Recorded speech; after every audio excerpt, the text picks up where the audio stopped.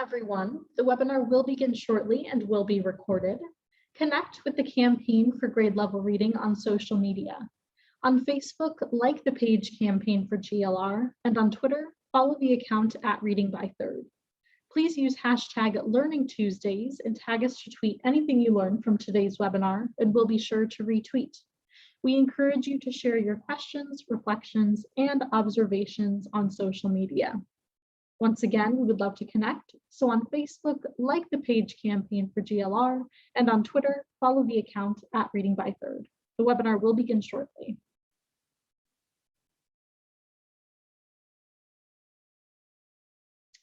Okay, welcome again, everyone, to the webinar. My name is Sierra Sanchez, and I'll be behind the scenes helping to produce this conversation. I have just a few housekeeping details before we get started. First, we would love for you to introduce yourself, so please use the chat box at the bottom of the screen to share your name, city or state, and your organization. Be sure when responding to select both panelists and attendees so that we all know who is here. All attendees are in listen-only mode, but we encourage you to post any questions that you may have in the Q&A box. Additionally, the webinar is being recorded, and a link to the recording, as well as all resources shared in the chat, will be compiled and shared in a follow-up email to all who registered. Finally, we'll be posting a brief on-screen evaluation during closing and highly encourage you to respond. This helps us with our commitment to continuous improvement. Additionally, I would like to call your attention to our upcoming GLR Learning Tuesdays webinars. Next week on May 10th, we have an exciting doubleheader. First, we'll begin with a session, a Crucible of Practice Salon on Let's Drive Together at 12:30 Eastern Time, followed by Showing Up Matters for Real, Routines, Engagement, Access to Resources, and Learning. Additionally, on May 17th, we'll have another doubleheader, starting with a funder-to-funder conversation on promoting the child tax credit, followed by a session on innovation in parent and educator supports critical to kindergarten readiness. And finally, we'll invite you to wrap up the month of May with a session on elevating educators, investing in teacher professional development for long-term payoff. Registration and more information for these sessions will be posted in the chat box now, and we hope you can join us. Joining you now is Becky Miles-Polka, Senior Consultant with the Campaign for Grade Level Reading. Thank you and enjoy the webinar. Hi, everyone, and welcome to today's webinar. I'm really excited about this webinar today, and we have such a, the word that comes to mind for me is thoughtful panel, and meeting with folks and planning this webinar today. I'm particularly excited, and I've learned a lot about resources that are available that I didn't have any idea about. And so I'm hoping that each of you who are joining us today are going to learn about these resources, some that have been in existence for a while and some that are new and some that are coming down the pike. And you know, when the pandemic started, it really exposed the deep inequities in digital technology in our communities and in families. And many families did not have access to internet and were using perhaps just one device for multiple children, and that might be a cell phone. Communities responded to what someone early on described as the coffee and blanket phase of the pandemic. These early solutions by districts and communities were critical, but we know they were insufficient. And however, those solutions did help keep kids learning. What we know now about the problem is that it's much more complex than anyone realized, and sustainable solutions are required for these complex problems so that all children and families have equal access to technology and to devices. The federal government has made funding available to states to address digital inequities at both the household, the regional, and the state levels. And philanthropy has also stepped in to support this. Today, we're going to hear from some leading experts about progress in those areas. We will also hear how one district used data to understand barriers to learning and is working toward a more equitable future for their students. Make no mistake, we have made significant gains, and there is much to be celebrated, but there is much to be done. So let's get to the webinar and learn more about what we can all do. And I'm really honored to introduce today's panel of leaders, and I'm also honored to moderate this conversation today. We will be posting the link to the full set of bios. Everyone on this panel today has such interesting bios, so I really encourage you to take the time to go to the link and learn more about each of our panelists. So I'll start with Amina Fazlullah.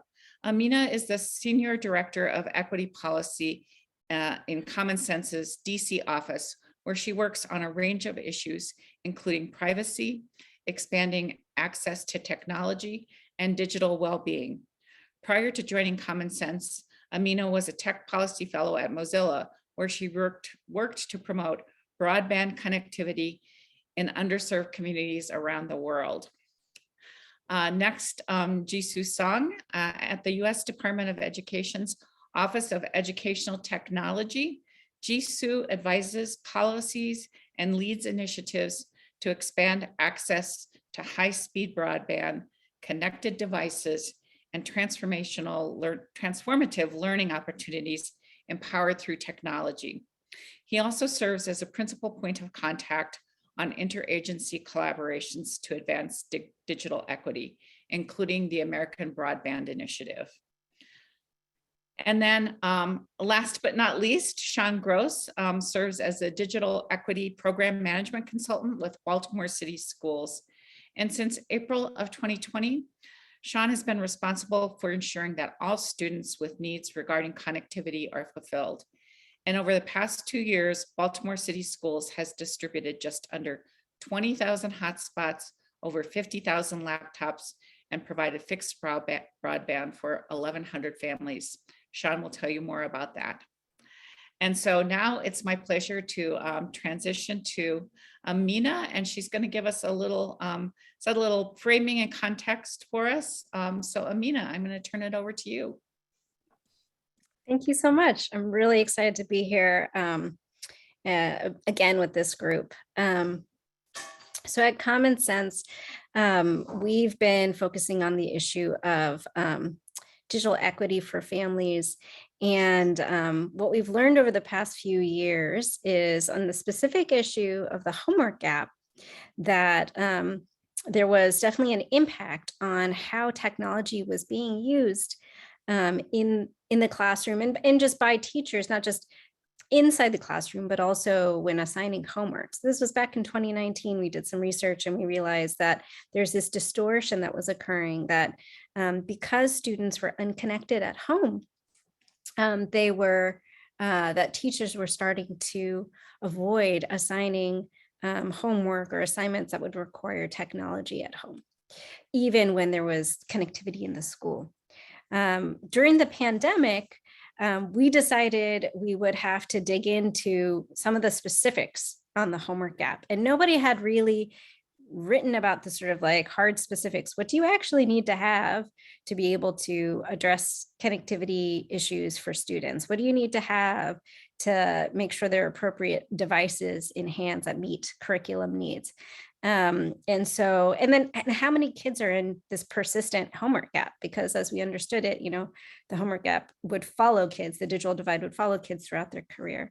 So we did some initial research into trying to get a sense of the size and the scale of it. And what we found was that there are about 15 to 16 million kids that were in the K-12 homework gap, and that there are also about 400,000 teachers that lacked connectivity and access. Next slide. And this was true throughout the country. There wasn't a state that was really like head and shoulders above the rest. Even in the best, most connected states, 1 in 4 students still didn't have adequate connectivity to the internet or device.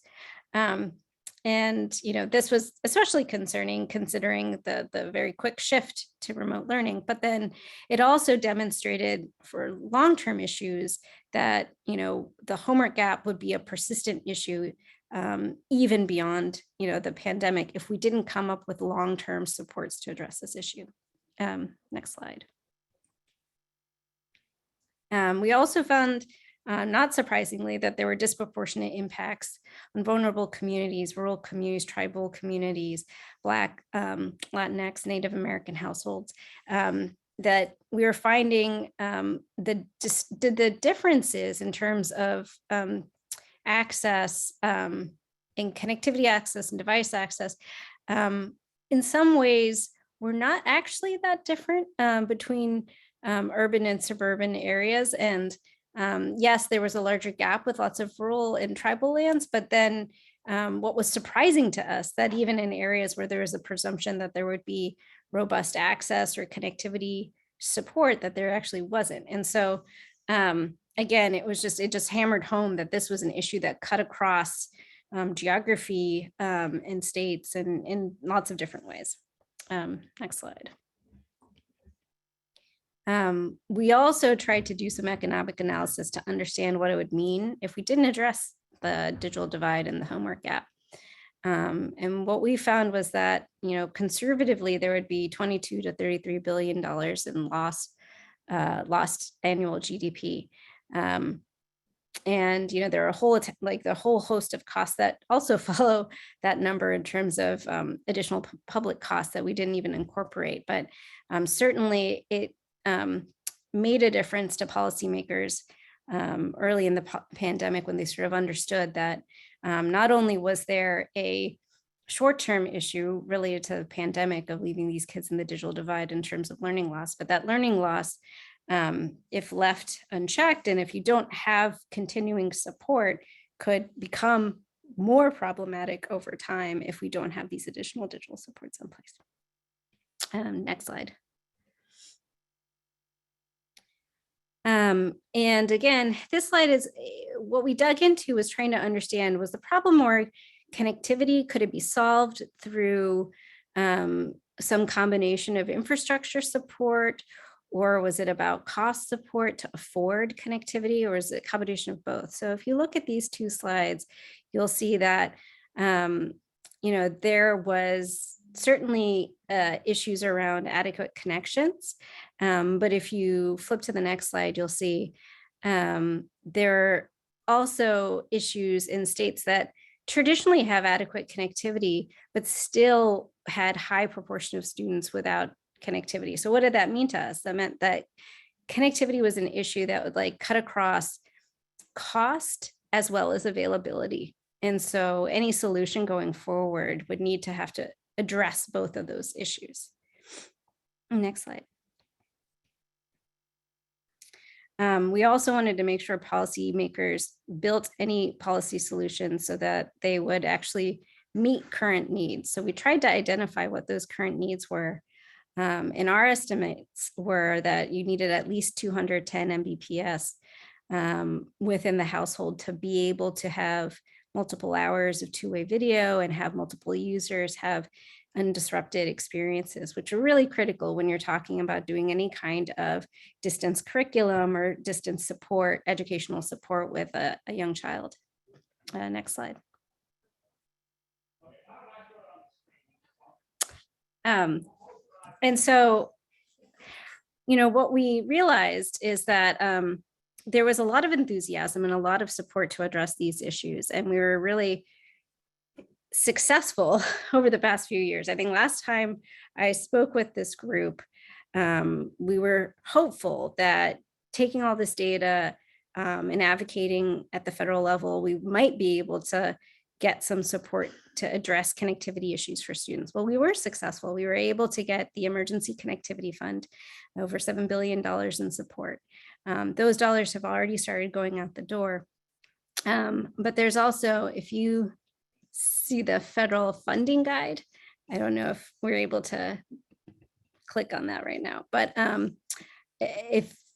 there was not just support that went to the ECF program. There were billions in support that have come through multiple federal programs. So policymakers at the federal level certainly heard us and have invested in incredible amounts of money in trying to address the digital divide. In some ways, these efforts are much broader than just trying to address the K-12 digital divide, but certainly these monies could support and make a real dent in digital equity for the K-12 digital divide. So we're really excited in this moment. But there are a few things that we need to do now that we've unlocked all these dollars to be able to maximize this moment. And I think today, hopefully, we'll be able to walk through some of the initiatives that we're talking about to be able to help make sure that these federal funds that are now unlocked actually make the most impact in the right communities. So, there's about $40 billion headed towards the states from the NTIA. There's $10 billion that's been unlocked by Treasury headed towards the states. These are both buckets that are available to help ensure digital equity at the state level for the K-12 students. And so there's an incredible moment right now for us to have our voice heard and make sure we shape the use of those dollars.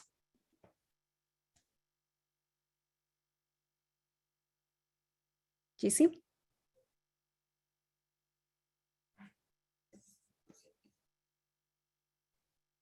Amina, do we want to take a moment just to look at this guide quick that Sierra has pulled up? Anything Yeah. So if you take a look at it, I mean, this is just for folks' reference. I don't expect anybody on the call to be applying for federal funding, but just to give you a sense of like all of the sources of funding that are out there and how incredible this moment is. We've never really had this level of support flowing to the states to be able to address digital equity issues. Some of these will be focused on, some of these dollars will be focused on deployment. Some of these dollars will be focused on devices, affordability, or inclusion. All of those efforts could have an impact on the K-12 digital divide and ultimately on digital equity for students. So, certainly when it comes to deployment, having our voices heard so that whatever is deployed in this moment actually meets the needs of education would be wonderful. When it comes to any kind of program that would offer cost support for devices or affordability for connectivity service to the home, again, like having our voices heard so that there's an understanding of what it would take to be able to support students at home. What kind of level of devices do you want to be able to have a state program supporting? What kind of level of connectivity should a state program support? So we've got an opportunity right now to really shape the use of these dollars. And I do think there is a lot of interest from policymakers at the state level to hear from folks in the education community so that they have some guidance as to how they can build a program and use these dollars in a way that makes a dent. And that's a perfect transition to Jisoo. So Jisoo, if you'll come off mute and let's transition to you. You've been working with a really particularly, I think, exciting initiative, the DEAR initiative. And and looking at your bio, I think one of the most exciting roles that you're playing is the point of contact on the interagency collaborative. That work is so essential, I think, in this particular era and in this time with, just looking at those funding streams, how do you bring all this together? So could you give us some background on the work that you've been doing and share a little bit about that with us?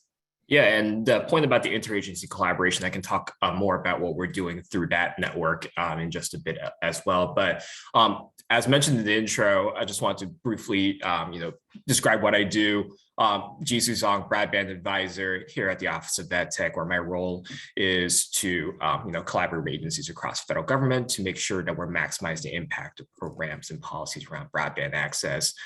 Actually, before we dive into what we're doing with the DEAR initiative, I just want to underline a few areas of consensus that we all share. We know that the pandemic highlighted the impact of the digital divide from home. And from an education perspective, research after research shows that, students who lack this fundamental access to the internet or are dependent on the mobile device for access exhibit lower digital skills, homework completion rates, GPAs, standardized test scores, and a number of other factors that sort of compound over the course of their academic careers. And we also know from some recent data and story after story that this divide disproportionately impacts certain communities like our students of color or students from rural districts, as Amina mentioned in their slides. And fortunately, we know $65 billion have been included in the bipartisan infrastructure law to help significantly close the digital divide.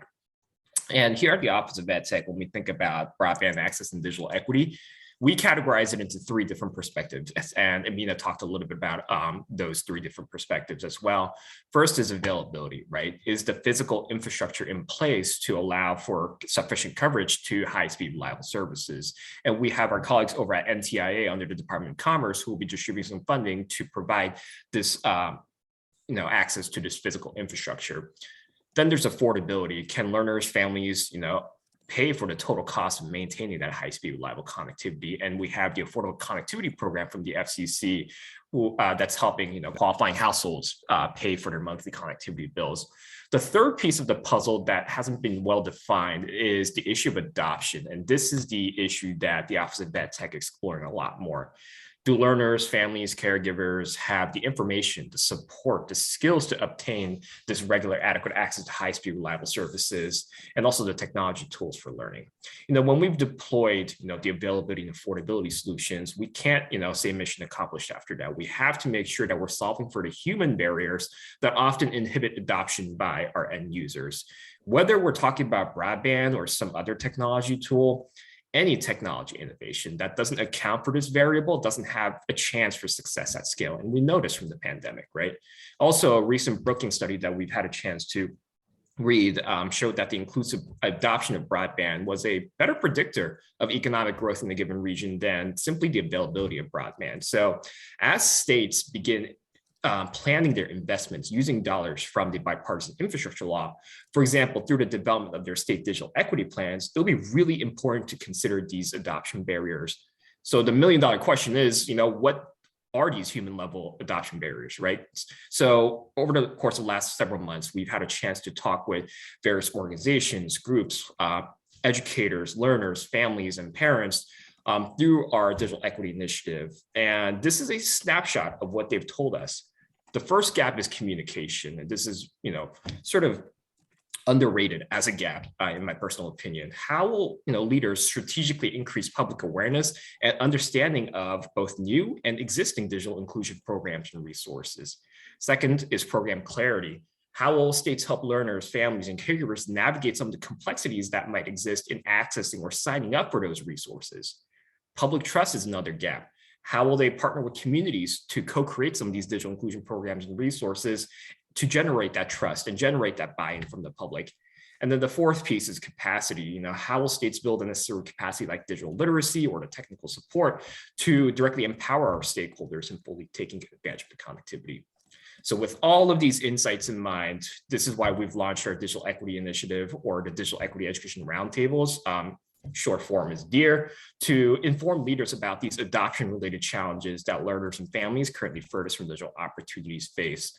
Over the course of last winter, we completed an initial discovery phase, conducting a literature scan, several listening sessions to better understand the general landscape of digital equity. We had a chance to talk with Amina, of course, as the resident experts at Common Sense. We had a series of roundtable conversations, as I mentioned, last month and this month, hearing from organizations and groups that directly represent these learner communities, as well as families and students. And what we'll be doing with all of these insights that we've been gathering is developing a guidance publication that informs states about these common adoption barriers for each unique learner community, suggest some strategies to get around them, and tell some example stories of success. And we're hoping to release this publication in early fall this year, around September, so that leaders involved in the development of those digital equity plans have our resource readily available as reference as their digital equity planning proceeds. And simultaneously, we're convening leaders from various sectors, including industry, philanthropy, education, leadership organizations, research, think tanks, to discuss how each sector can contribute in our collective effort to close the digital divide, right? In the last 2 years or so, schools have been sort of that community hub in trying to provide the community with internet connectivity. But we know that, sustainable solutions don't require schools to be the sole sort of innovators, the sole, providers of the internet. We have to make sure that each sector is involved in developing the solution. So that's what we've had in these sort of sector by sector meetings as well. So that's the DEAR initiative in a nutshell. I know the website link is in the chat if folks have any wonderings about what we're trying to achieve. But Yeah, that's the DEAR initiative in a nutshell. Yeah.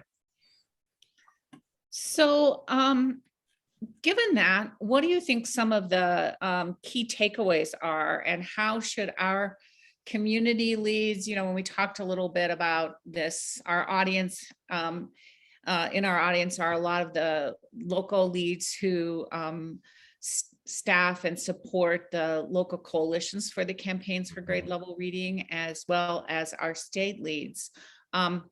What do you suggest that they do in how to get involved at this point? What are some of the key takeaways for them and for advocates who might be on as well? Sure. I've had a chance to have a lot of different conversations with our colleagues over at NTIA. They just brought on board a new digital equity director. And something that they want the support from the department on is, activating the education community to get involved in these digital equity planning processes, right? Our colleagues at NTIA will soon release the notice of funding opportunity for the various bipartisan infrastructure law broadband programs, including the digital equity programs. So states will soon be able to apply for this funding and begin developing their digital equity plans, right? And as far as the Digital Equity Act is concerned, state governors' offices will be responsible for designating the lead agency to develop those digital equity plans. So OET's challenge for the education sector, also the group that's represented here, in the immediate term at least, is to connect with your respective states' digital equity leaders' broadband offices to ensure that the needs of students, families, caregivers, communities that are furthest from digital opportunities are reflected in those state digital equity plans, right? You all have the experience, you all have the powerful stories and data about the current existing barriers that might resonate with some of the things that I mentioned before, or they might be, unique to your own community.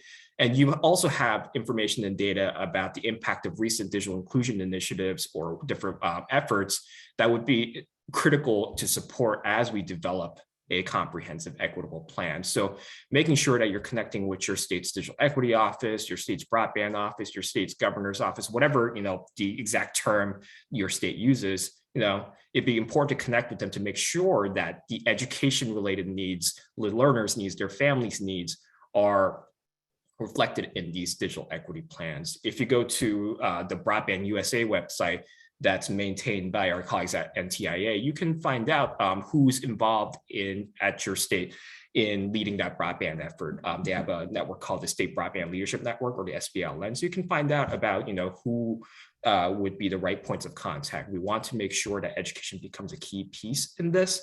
So that's our challenge for the field, including the folks that are represented here. Thank you. And I know we have just another couple of minutes here. Are beyond what we saw with Amina, with the many funding resources, are there specific resources that we should be sharing that supplement existing funding for digital equity that our audience should be aware of at this point? Sure. While the Department of Education doesn't have a program that's specifically designated for broadband projects, there's a number of different programs, I believe around 40 or so, that can be flexibly used towards broadband related activities, as long as they fit within the goals of the larger program, right? So this is where, I was alluding to at the beginning of my remarks, our collaboration through the American Broadband Initiative. The federal funding workstream of that initiative, specifically one of the deliverables of this group, is an annual federal funding guide that describes a range of programs across the federal government that can be used towards broadband related activities. So those 40 or so Department of Education programs are included in the FY21 version of the guide, and I can post that in the chat if it would be helpful. Right now, different agencies, including the Department of Education, are collaborating to create the FY22 version, because since the release of the FY21 version, a lot of different things have happened, including the passage of the American Rescue Plan. So we want to make sure that the things in there are reflected in the guidance for our stakeholders. So for now, you have the FY21 version available to you. Soon you'll have the FY22 version to get more insights into different programs. I believe this is one of the most sort of helpful resources that I've come across and had a chance to contribute to. It tells you, who are the program contacts? What can these programs actually be used towards, the allowable uses? What are some of the considerations regarding timing or, applying for those funds? Who can apply for those funds and things like that? So those little nuances between each of those programs, you can get a better understanding of through this guide. So I'll put that link in the chat. Okay, that would be great. We're going to switch back to Amina now, but Jisoo, I would like you, if you would, while Amina's talking, to look at the chat or to look at the Q&A box, because I think there's a couple questions in Q&A that you might be able to answer with a typed answer. If you take a look at those for us as well. And Yeah. I know you have to jump off at 4, so if there are any other questions for Jisoo particularly, put those in the Q&A, and we have lots of questions in there, so we'll get to as many as we can, and we will save close to half an hour for Q&A at the end of remarks from all of us. And we have a couple of things. I know people have referenced Baltimore, so we're going to be hearing from Sean on Baltimore in a little while. So Amina, we're going to switch back to you because you have a little bit more to share with us about some resources that are really available at the household level and some of the other work that you've been doing. That's right. So first, I just wanted to kind of dig in a little bit on some of the resources that have already gone out the door towards schools and libraries, the Emergency Connectivity Fund. So if we could pull up the page on the Emergency Connectivity Fund, I want to just walk through it. The reason I wanted to bring this up is not just to sort of note like, hey, we all work together to create this fund and now it's gone out the door and it's been helping lots of schools and libraries and students. About, I think at last date, it was 12 million students have been connected through ECF. It is time limited and it will end unless it is given more money or it has the opportunity to be reconstituted at the state level.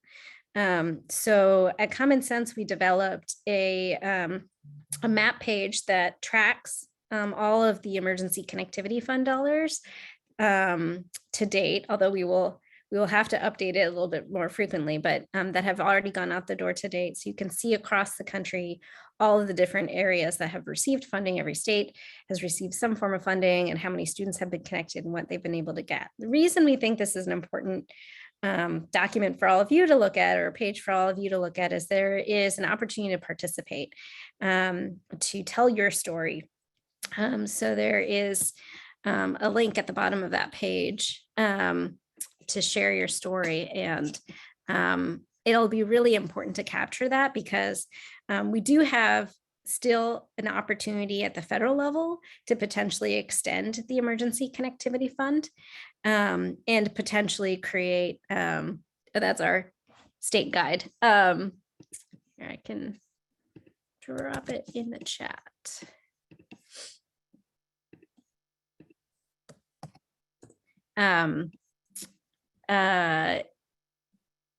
So we do have an opportunity at the federal level to potentially continue the ECF program.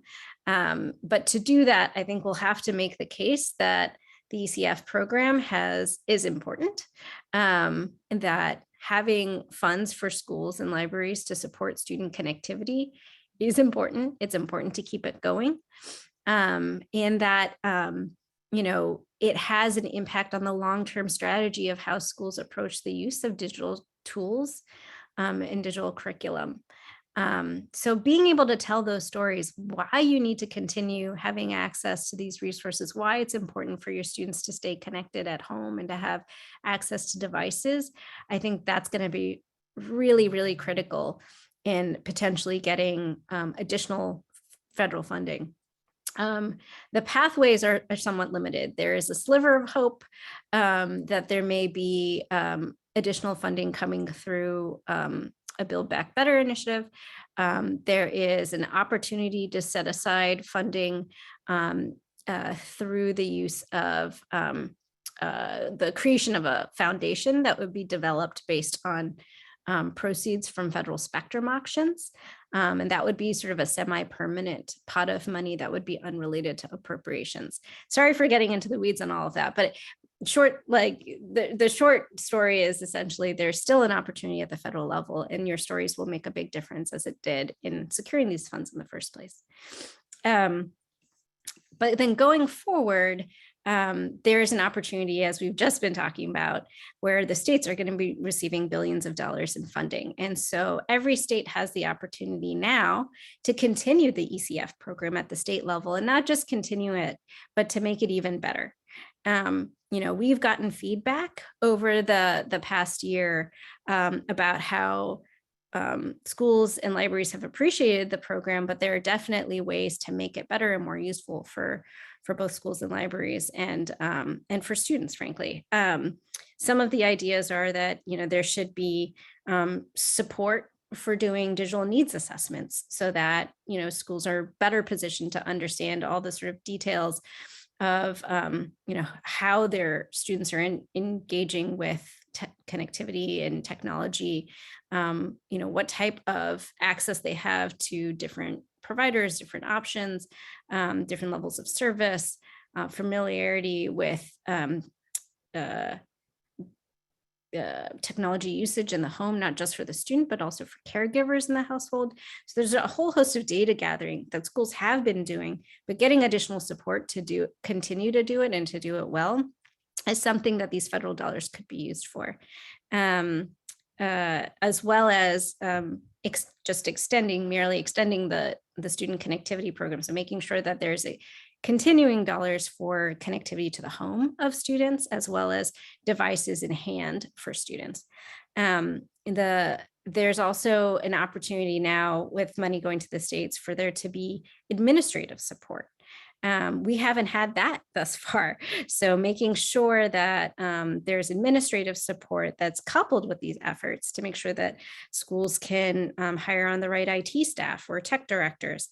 And then making sure that there's administrative support for digital inclusion components. So making sure that if schools want, they can partner with outside entities or themselves create digital navigators, training for teachers, digital citizenship program materials, and other digital inclusion program and training materials.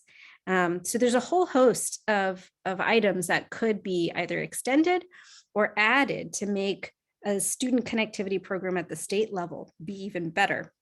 And right now we have the opportunity to shape to mention to the states, your state broadband office, or in the context of these digital inclusion plans, or certainly both actually, to make sure that broadband offices that are going to be making these decisions about how these dollars are used are considering whether or not they want to create a sort of a ECF complement or continuation or their very own state level student connectivity program.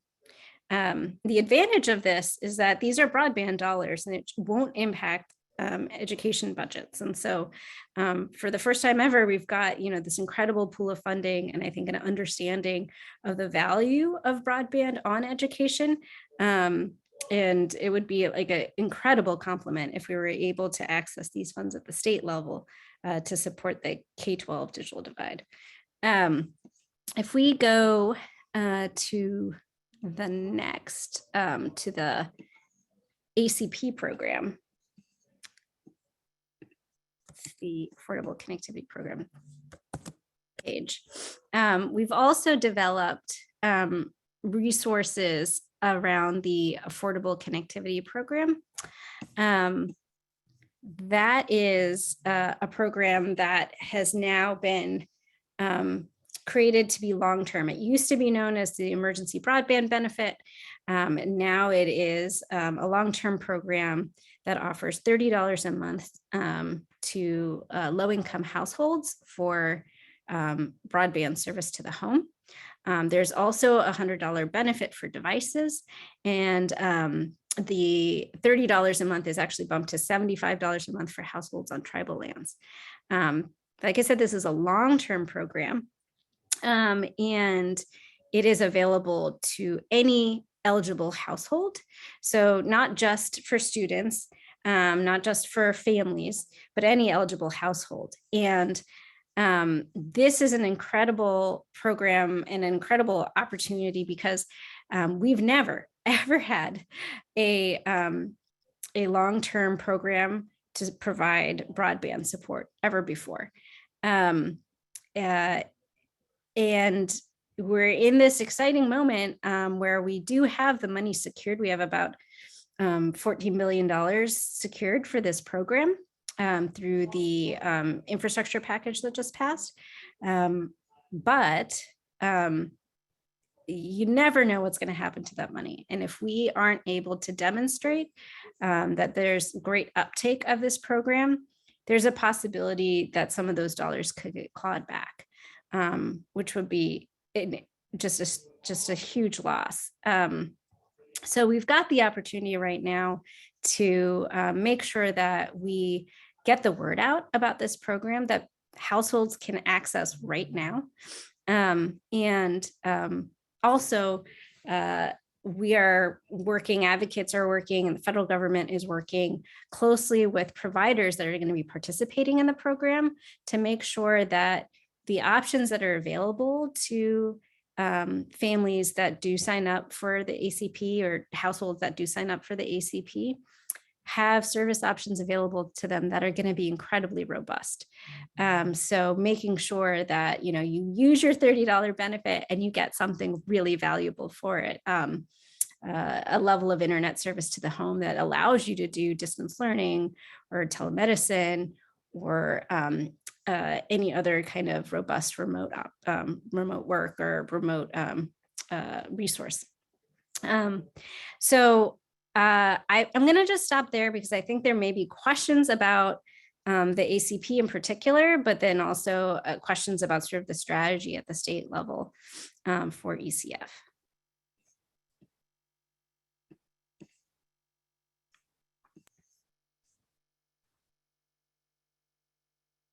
There are lots of questions in chat.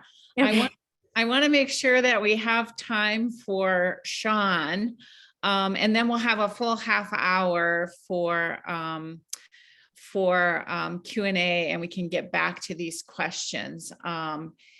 Is there anything that we see? I could answer maybe one. We see in the Q&A that looks like it's urgent that we need to answer here. Yeah, so there is a question to restate the mechanisms to sustain the ECF in the future.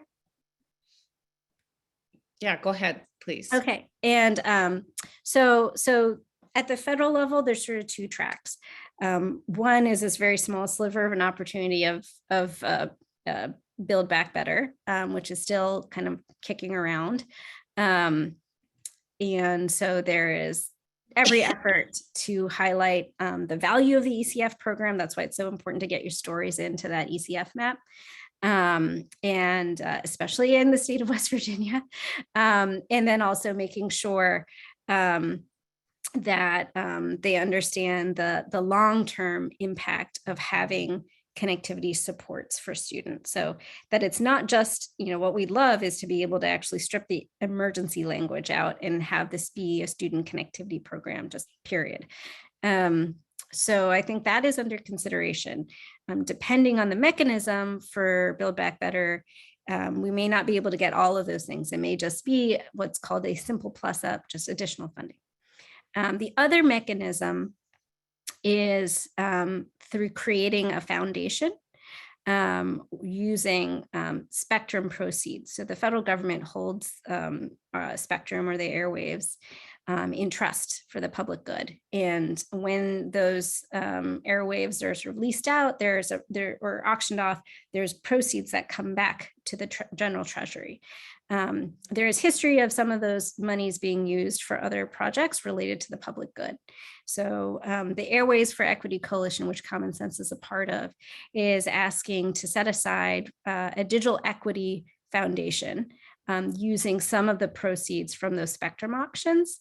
So this is a non-appropriated route, not related to Congress. It's just related to spectrum auctions. It would take much longer for that funding bucket to actually fill up and be useful, but it would be much more permanent. So those are the two federal funding options. And then it's taking advantage of the sort of $65 billion in funding, and that crazy chart that I just showed you guys a minute ago, and turning to the states and advocating state by state that states create their own sort of ECF program or state student connectivity program, which would do essentially the same and maybe even better. Thank you. So I think with that, we'll turn to Sean and hear a little bit about what's happened in Baltimore, because I think Baltimore has taken a really strategic process to address this throughout the pandemic. And it really started before the pandemic, and learning more about how Baltimore has approached it. So Sean, I'm going to ask you to start and tell us a little bit more about Baltimore. There were a number of questions already in the Q&A box. So, and also adulations about what Baltimore is doing. So let's hear a little bit more about what's been going on in Baltimore. Great. Well, thanks so much, Becky, for that introduction. And ditto what Amina and Jisoo said. My work is done. I'm going to go ahead and share some slides with you all.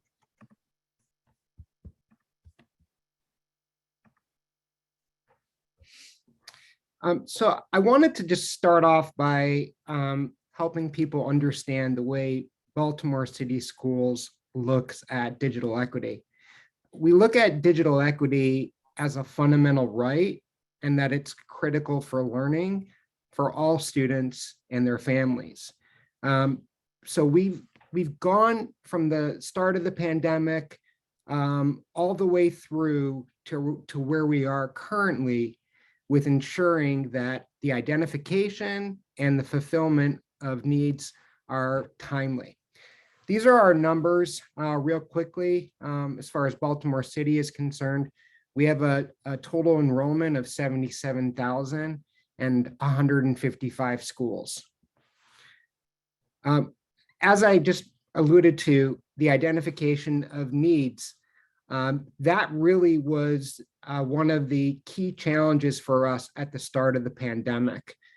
We launched a survey, and unfortunately, as part of that survey, we got a rather low response rate. We actually got a response rate of just under 7,000 families. And again, this was in the spring of 2020. So we had to dig deeper into understanding where the needs exist, and our ability to quantify the needs, so that we would be able to, on a very quick time span, address those needs in a timely manner. We implemented a strategy where we wanted to identify a method that reduced the amount of exposure between families and staff. And so we went with hotspots as part of our approach. We also, thanks to our partner with T-Mobile, had the option of being able to mail a hotspot rather than requiring a family to pick one up. We recognized also that when we identified the needs and where we couldn't send or mail a hotspot, that we needed to be really creative about the approach. And so we partnered with organizations like Uber, and were able to put hotspots onto some of their vehicles. And in addition, we put hotspots on the buses, and the buses went around their normal routes, but we informed families that the hotspots were available. The maps that you see in front of you, a lot of the data sources for us come from the NTIA map that was referred to earlier as a resource, Ookla, which is the resource where probably most of you go to get a speed test conducted, and then an organization by the name of MLab. With that, we overlaid a lot of the data strands on top of one another to identify the communities that had the greatest needs. And that's ultimately, again, how we began this process of distribution. So again, our process really is these 4 points: the identification of the need, the fulfillment of needs in a timely manner, but then monitoring usage and making refinements to our model. We had the ability and have the ability to be able to monitor how much data a particular student or set of students are using in a household. And we can also determine when they are going about the process of logging in, for example, to Google Classroom or tools like Clever that many of the schools probably here on this conference are aware of. As far as what we accomplished from pre-pandemic to current, we initially had essentially 6,000 laptops that were distributed into the community, and we acquired just under 70,000, with around 60,000 of those in the hands of students at their home. We went from an internet access divide of 35% of our families did not have access, and now we are providing 95% of that 35% now have connectivity as a result of our strategy.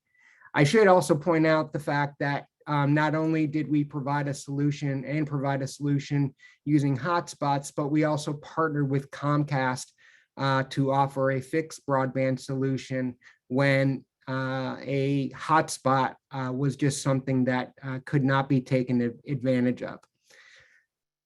As far as the data is concerned, this was probably our most important aspect of trying to determine how we optimize our strategy.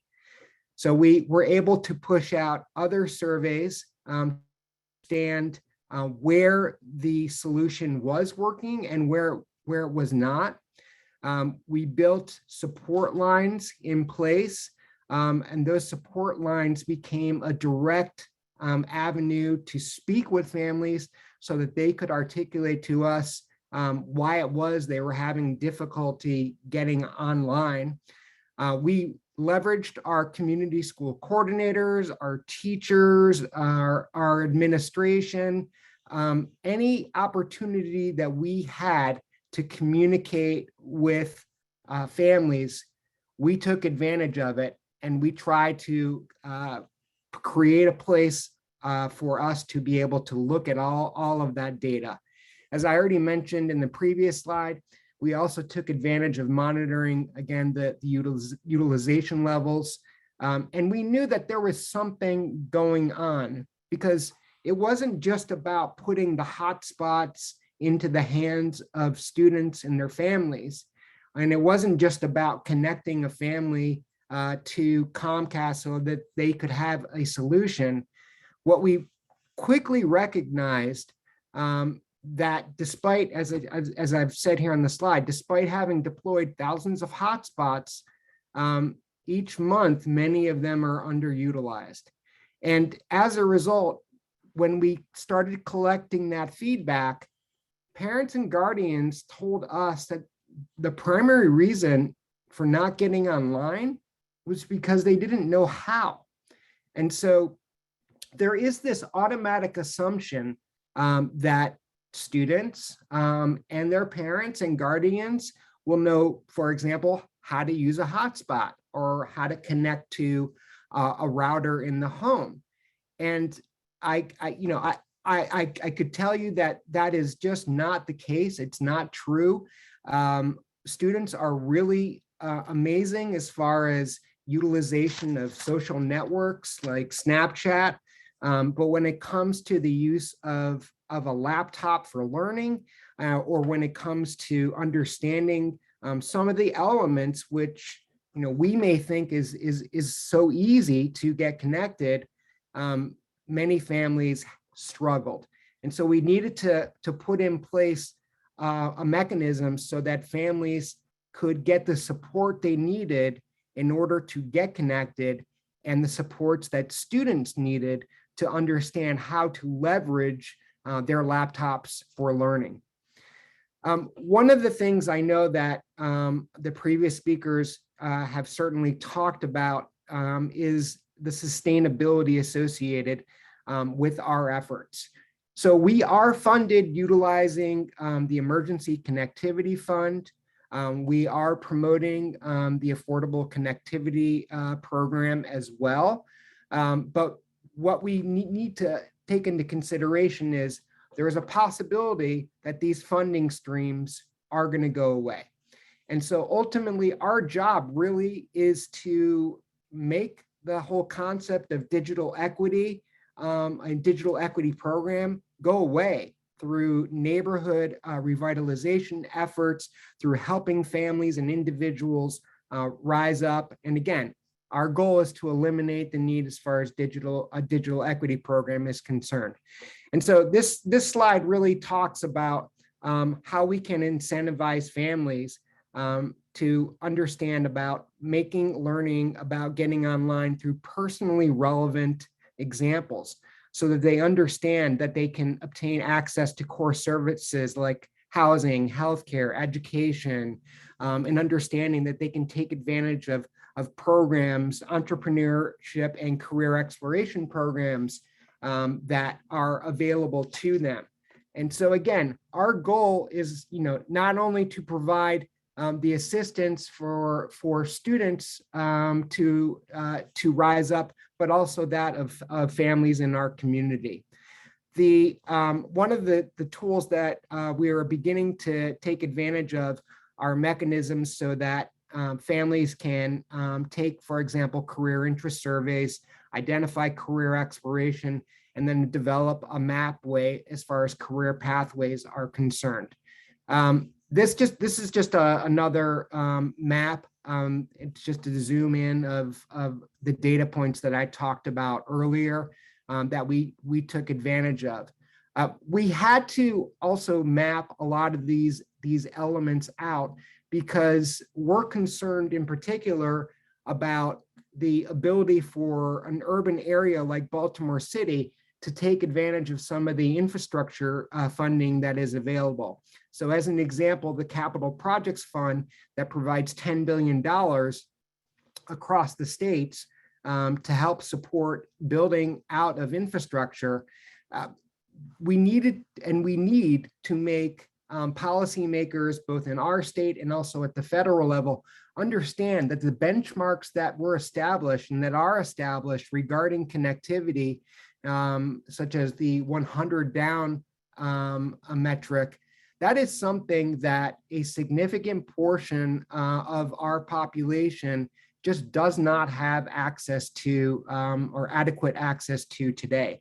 And so demonstrating where those areas are across our city so that we can, in partnership, let me just go quickly through that, through partnerships, develop an ability to have a long-term solution.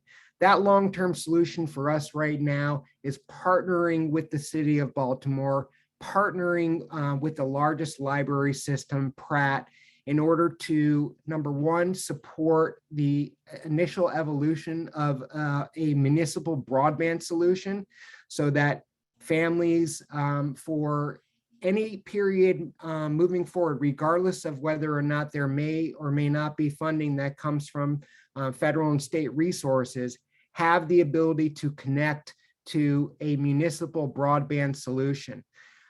We also wanted to take advantage of working with libraries to offer a lot of these digital equity training programs for our families. So making the actual libraries the hubs of where families could gain access to many of these resources, inviting some of the individuals that are acting as digital navigators inside the library system to come to and work from our schools where we could offer that training also in-house.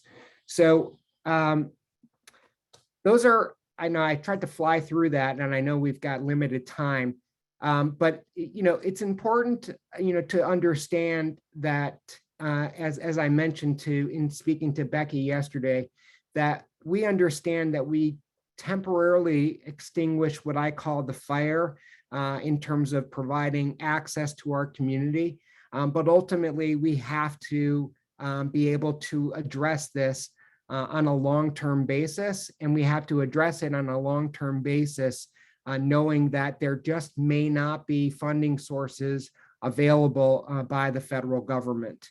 With that being said, again, as I started this presentation, I'll end this presentation with broadband, again, for Baltimore City is a fundamental right and is critical for learning for all our students and their families.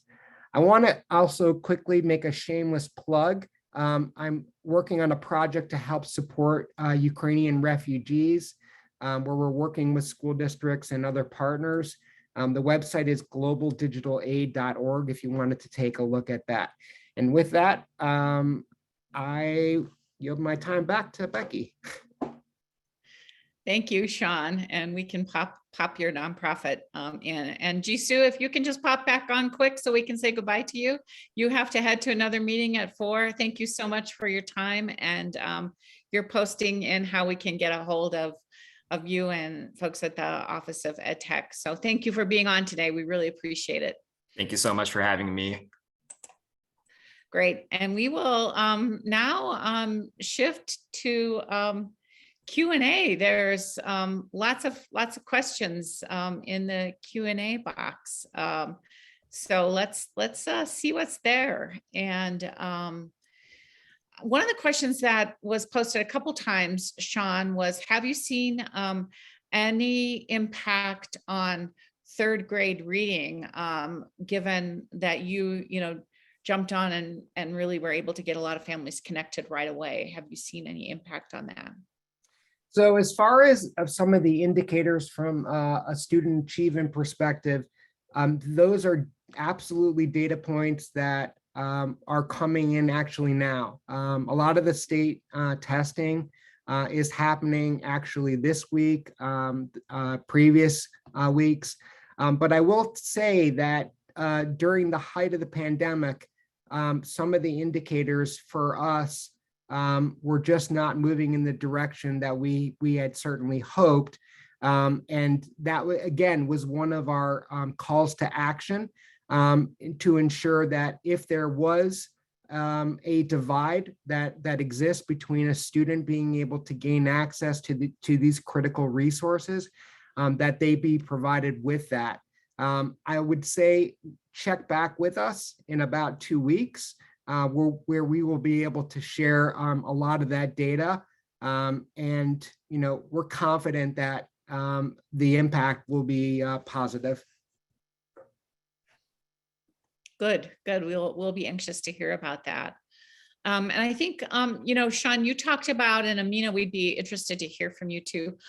How are these municipal models being considered? I know, Sean, what you've been talking about in Baltimore, and I know I'm from Iowa, and one of the communities here in Iowa has a relationship with Google, and they've put in place a municipal model where every household has access to free, high quality internet service. So maybe Amina, do you want to start with that? And and Sean, if you want to follow up, then Sure. Yeah. No, I mean, I think so.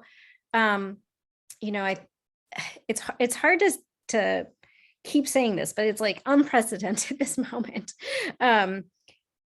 We actually do have the ability to simultaneously support folks with cost support dollars, right? The Affordable Connectivity Program, or through the ECF, to have connectivity support to pay for broadband support at home.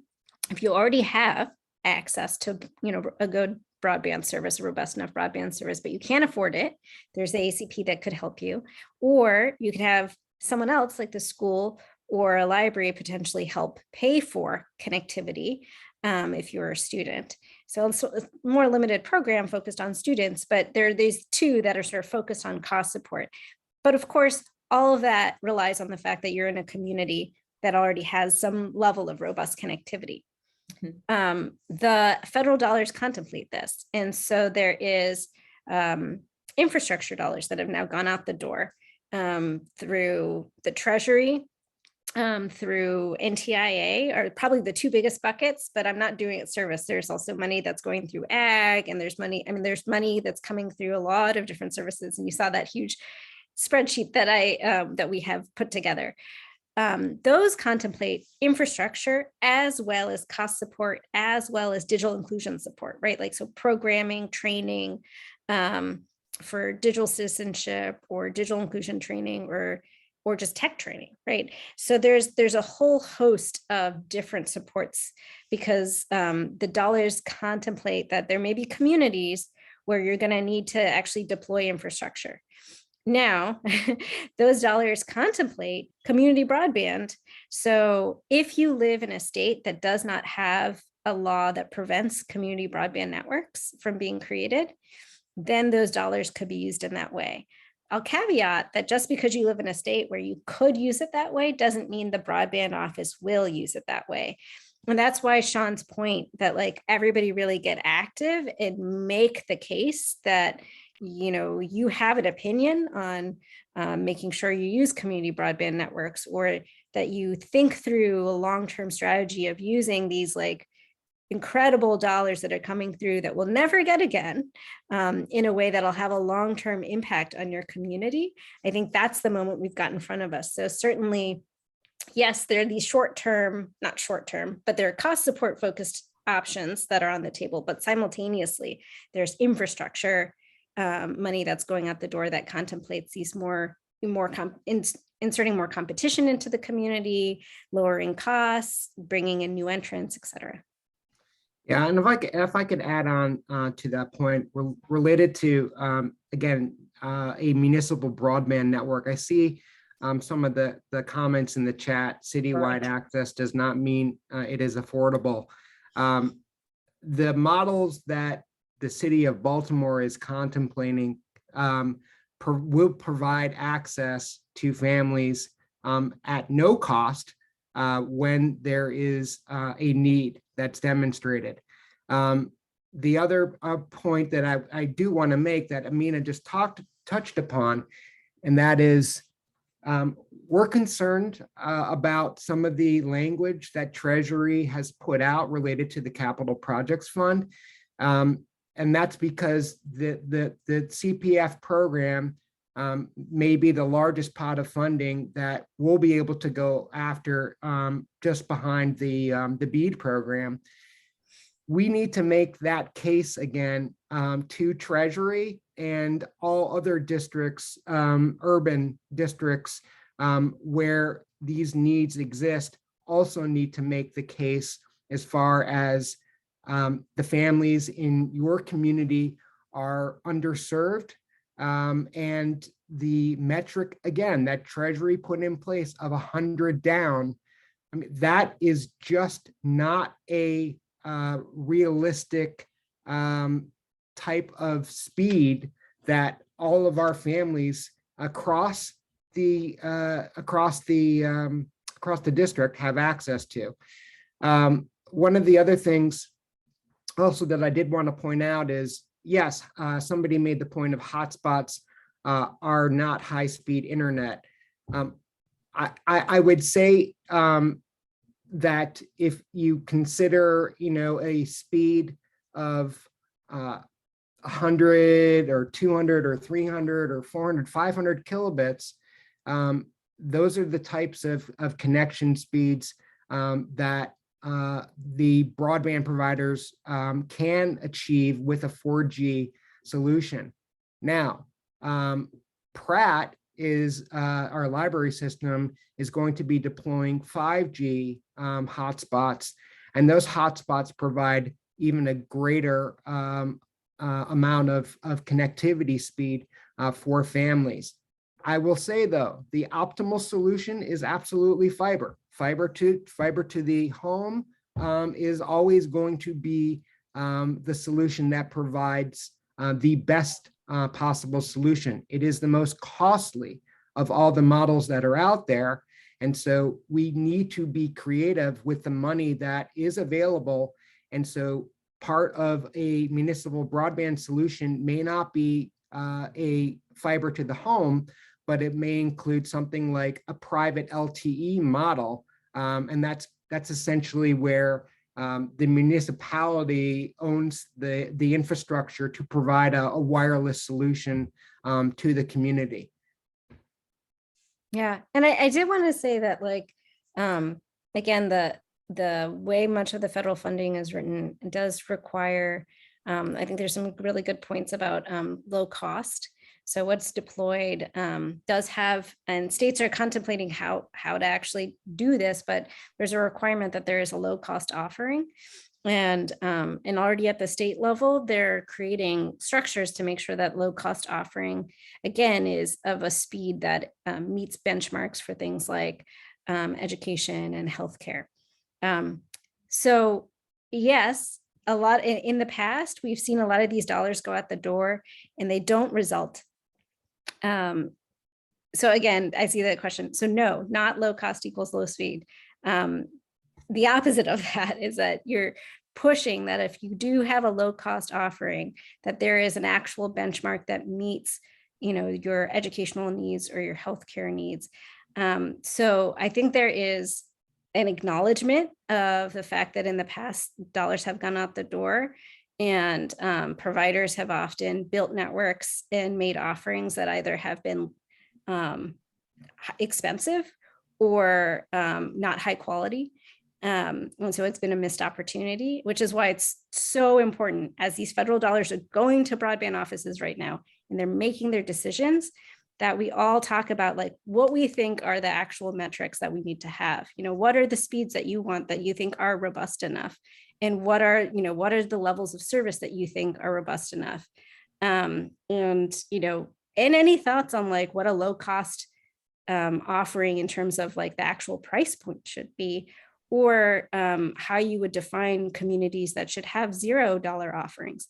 So, I mean, all of that is, I think, on the table, and broadband offices are not only interested, but are required to think through this stuff.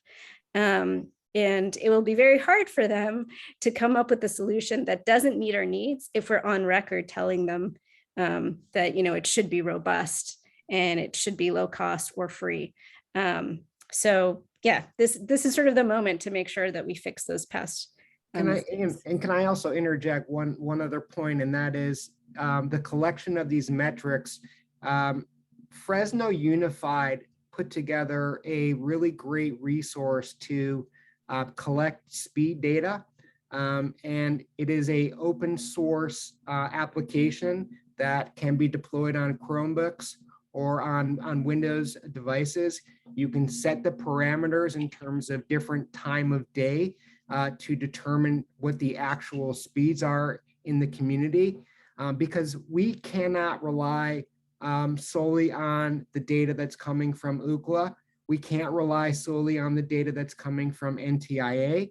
And we need to provide, the actual speed data as it occurs during the most congested parts of the day, so that different broadband needs can be addressed and understood by policymakers, again, at the state and also at the federal level. So I'm happy to put some of those links into the chat. And if you're looking for some type of a speed test solution, I would encourage you to reach out to, I think his name is Philip Neufeld over at Fresno Unified. Great, thank you, Sean, for that. And before Jisoo left, he did pop into the chat the link to where you could find out who your state contact is for broadband office. So that is a helpful resource as well. there's a question in chat that I think is very relevant for our audience, and it's from Martha Montefar, who's asking, how can a parent engagement nonprofit, they happen to be a national nonprofit, but how can they access money to bring informative and capacity building workshops to parents, as well as forums for families to share their experiences and provide those to home and community? I mean, how do we get parents' voice into this process? And are there national funding streams? Is this a role for philanthropy? What would you suggest here? And I think that's critical for our local coalitions as well. You know, that's an important question for I think a number of folks in our audience. Yeah, so there's an opportunity here, I think, certainly for philanthropy to help support folks on the ground in local communities to actually engage with state broadband offices and engage with their state digital equity plan. The reason for this is because if you're able to get all of those voices on the ground who are actually doing digital inclusion work and working with families and parents to participate in the planning process for the use of these dollars, one, will just have better outcomes, I think, for the most part. But also, two, there are digital equity grants that will be based off of those digital equity plans. So part of the money that was passed in the infrastructure package was the Digital Equity Act. The Digital Equity Act has two pots of funding, one that's going directly to the states. But first, the states have to do a digital equity plan. So that's what GC was talking about, and that's what we're talking about engaging in. And once those digital equity plans are done, the states will then be able to grant to local organizations related to digital equity and inclusion.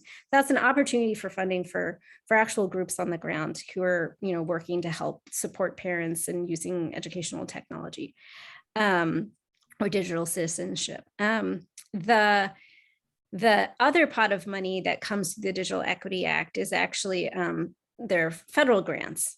So there will be one set at the state level and another set at the federal level. So there are opportunities for actual federal funding. But again, I think if there is support from philanthropy or others to help gather up all these folks on the ground so that they can actually engage in the digital equity planning process now, or help speak and advocate to, you know, bring all of our learnings from the ground to the broadband offices, they'll be in a much better position to be able to access those funding streams down the road. Yeah, and Becky, I did want to address an item that just popped up in the chat from Imani. I was going to send that one to you. Yeah. Yeah, that is an outstanding point, and it's an outstanding point. You know, for those of you that may not have read her comment, but connectivity is even more of an issue when you have several students in the same household. This became an issue for us that we needed to do analysis upon. And we recognized, again, very early on, that a single hotspot for a family household where there were more than 3 children in the household was not a sufficient solution. And so, you know, we were faced with several barriers that exist within the legislation regarding what we can and what we cannot provide. And in all of the relief packages that were made available to us, they required us to provide only one solution. So it could be a fixed broadband solution in the home, or it could be one single hotspot. We did thankfully partner up with T-Mobile, and T-Mobile through a program called Project 10 Million did and does enable the district to be able to provide more than one hotspot in a household. But I will, go back to my earlier point of broadband is absolutely, the winner amongst all of the different methods of delivery of connectivity. And with a fiber to the home solution, the issue of competing over bandwidth will be one that will really be mitigated significantly. So this is an outstanding point. We monitor on a daily basis the utilization levels, how much data students are consuming, what the requirements were in an all virtual environment. And that's data that is critically important to us, that told us that there was a need beyond one hotspot or even more than two hotspots in a household where there were more than 3 children in it. Yeah, thank you. Thank you, Sean. And I think that's such. Yeah. Oh, if I could just add, this is a really great point. It's one that we've made at Common Sense a number of times in our, if anybody feels like digging through our reports, we did like a good example of what it would be like if you were to have like 25/3 and a number of kids in the household working simultaneously versus 210. You know, again, this is another reason why it's so important to have your voice heard in this moment where infrastructure dollars are being spent, because if we're ever going to have fiber to the home for the vast majority of homes, now is the moment. And you really got to hold the state broadband office's feet to the fire and make sure they actually do that. Because, you know, normally everybody will say it's super expensive and we can't possibly do it. Let's think of patchwork solutions. But right now, there is, in fact, an opportunity for them to do the big thing and for them to, you know, drive broadband, fiber broadband as far as they possibly can into communities that have been underserved as well as unserved. So, you know, communities that have been historically redlined, as well as communities that just lack the infrastructure because of other reasons. But there really isn't an excuse right now, the amount of money that's headed towards those broadband offices. So what you really need to do is make the justification for them to be bold.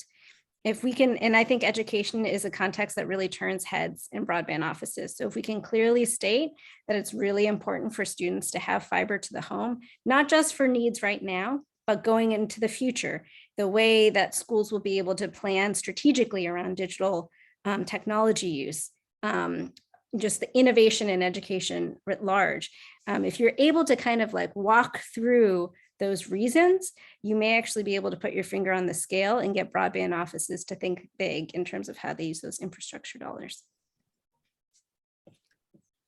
Amina, you shared that Common Sense is going to be coming out with some additional tools sometime in the future that will help communities engage families at the household level. Can you give us a little forecast of what that's going to be looking like? I know that there are tools on the website right now, the PSA and some things that our folks can use at the local level and nonprofits can use, but can you give us just a little teaser of?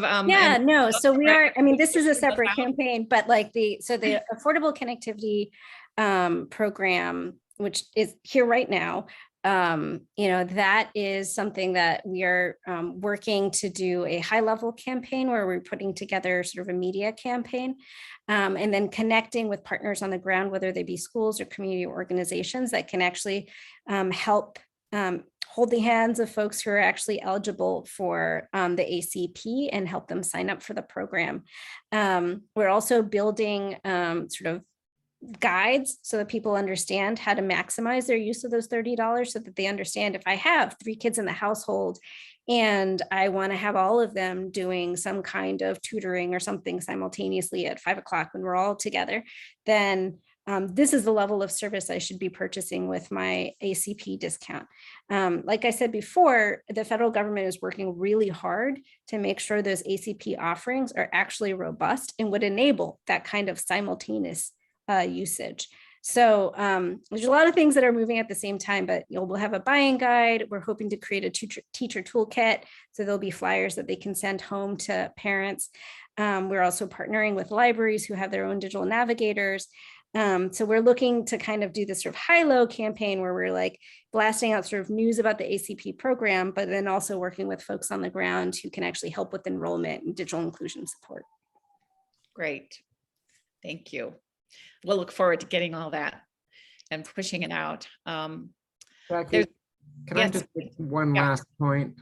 Because a lot of the questions in here are certainly pointing towards the sustainability side. A point that I spoke to you about yesterday. In 2011, I was a participant within the Learning on the Go grant, which was a program designed by the FCC under USAC to evaluate the use of broadband at home and determine its effectiveness on learning. That program was a program that had $10 million and was able to bring thousands of students online. But the program dollars expired. And that's the concern that I have now, that we are going to be in a similar situation like we were in 2011, where we put thousands of families online and then suddenly ran out of funding and options for them. So I'm just, wanted to reinforce Amina's point of gather the data and communicate with your state broadband offices regarding needs. And certainly if you want to reach out to me regarding any of the tool sets that I talked about, or even more than that, please feel free to reach out, because we are all absolutely in this fight. Yes, thank you. Thank you so much, Sean, for that. So I'm going to ask one final question of our two panelists. There's so much to think about here. If I just think about that spreadsheet, I get overwhelmed. If I just think about all these opportunities that are available, if our folks that are on with us now are to prioritize one or two things that you would ask them to be thinking about doing right now, what would those one or two things be? What would you recommend that they start with? Well, based on what we know already, or what you're sharing today. Yeah, I think I just made, one of the most important points as far as this conversation is concerned from my perspective. And that's related to sustainability. But at the same time, also, I do want to bring back an earlier point that I made regarding even when we provide access solutions, that doesn't mean families and students are automatically utilizing the solution. So the digital equity training supports are absolutely necessary to ensure that both parents and guardians, as well as the students, understand how to take advantage of the solution, because we know the more parental involvement that we can obtain, that parental involvement typically correlates to increases in student achievement outcomes. Absolutely. And there was a question earlier about that pre-K space. So that's pre-K, to, grade 3 for sure, and beyond as well. Amina, how about you? What do you think would be a top priority for our audience to think about focusing on or learning more about now, or whatever it might be? Yeah, well, I think it's just taking a bit. There's so much enthusiasm here I can see in the chat, and there's so much knowledge from working on the ground, and just making sure that all of that is actually available to the folks that are making decisions right now with all these billions in federal dollars for broadband. What would be really heartbreaking is if these dollars were used in a way that didn't make a dent. And, it's hard, not to say that, like, if you speak up, that it's just going to be like 100% accepted. But I think we've got an opportunity right now to actually be heard. Everyone that I've talked to in state broadband offices are excited to hear about the perspective of folks on the ground. They want real metrics. They want to understand, exactly what are sort of the speeds that need to go into communities, or what are the justifications that are out there so that they can be aggressive with these dollars and they can actually make some progress in communities that have been underserved. So I do think that there is a moment to really be heard. So whatever your perspective is, I think there's value in that. And please reach out to me. We are working not on a 50-state strategy, but we are reaching out to many states to try to shepherd and shape what they do with these federal dollars and keeping them, making sure they keep in mind the K-12 perspective. The other thing I'd love for everyone to do is take advantage of the programs that are actually out there. So if there's a program, if you work at a school or a library, make sure you get into that last window of ECF funding. If you are, working with communities that are low income, make sure they sign up for the ACP program. If you think they, and make sure that anybody eligible that you are communicating with actually signs up for this. And by the way, I did mention that we found about 400,000 teachers are in the K-12 digital divide. There are probably a number of other educational administrative folks that are in the K-12 digital divide. That support, that ACP support, there may be a lot more folks in the educational community and in the community that surrounds a lot of your students, their family members and other caregivers that could be eligible households. So let's make sure everybody that's eligible actually takes advantage of this program. What a great note to end on. So thank you. Thank you both. Amina, thank you so much for your vast knowledge. Sean, thank you so much for everything that you're doing in Baltimore and all the extraordinary work that's been done there and everything that you're doing on your free time to help children who are coming out of Ukraine. And that was not a shameless plug. I'm glad that you actually share that with us. So this has been such a great conversation today. I'm honored to have been part of it. So all the resources will be coming out to everyone, everything that we shared. And there was a request for chat and Q&A. I don't know how we make all that happen, but we'll see what we can do and do our best. Sierra, if you want to pull the slides back up, we'll just quickly share that. We do have our upcoming webinars, so we hope that you will join us for those. Oops, we got to scroll through Sean's slides here. And you get to see them again. Only very quickly. We do have our upcoming webinars, and so please, they're all as exciting as this one. So please feel free to register and join us.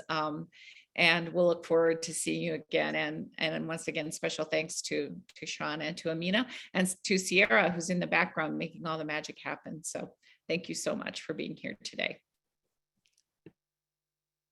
Thank you. Bye-bye. Bye, everybody.